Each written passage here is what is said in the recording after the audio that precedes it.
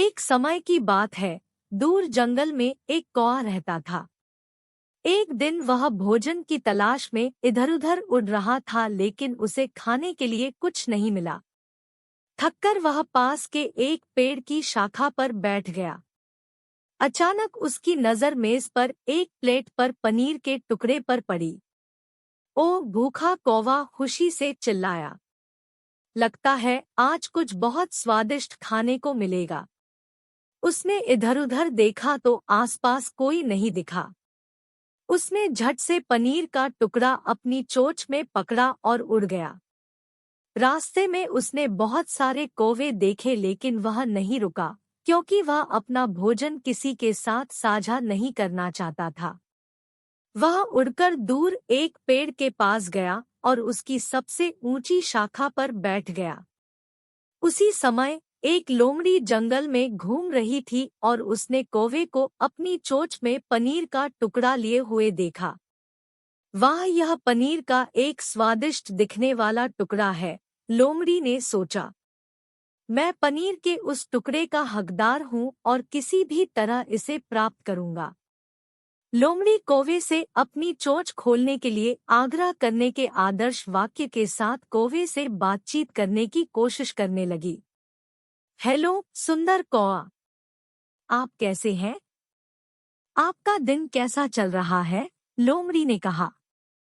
स्वाभाविक रूप से कौवे ने कुछ नहीं कहा, क्योंकि उसे सिखाया गया था कि मुंह भरकर नहीं बोलना चाहिए।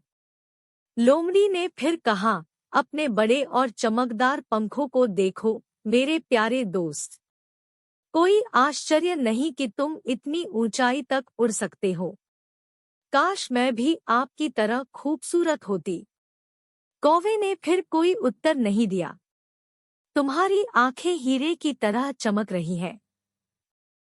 इसमें कोई आश्चर्य नहीं कि आप सभी में सबसे सुंदर हैं, लोमड़ी ने कहा। मैंने सुना है कि कौवे अच्छा गाते हैं।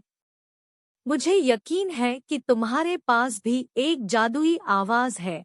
लोमड़ी ने अपनी चापलूसी जारी रखी। कृपया मेरे लिए एक गाना गाएं।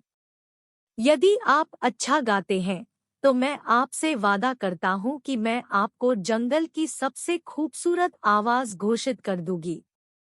इस बार कौआ उसकी बातों में आ गया और गाना गाने लगा। उसने अपना मुंह खोला और गाना शुरू कर दिया, काव काव काव। जैसे ही कौवे ने अपना मुंह खोला, पनीर का टुकड़ा स्वाभाविक रूप से उसकी चोंच से जमीन पर गिर गया। लोमड़ी दौड़ी और जमीन से पनीर का टुकड़ा उठा लिया। हा हा हा, लोमड़ी हंसने लगी। तुम मूर्ख कौए, मैं जानती थी कि तुम इसके झांसे में आने वाले हो। क्या आपको लगता है कि आपकी आवाज बहुत अच्छी है? हाँ हाँ, बिल्कुल नहीं।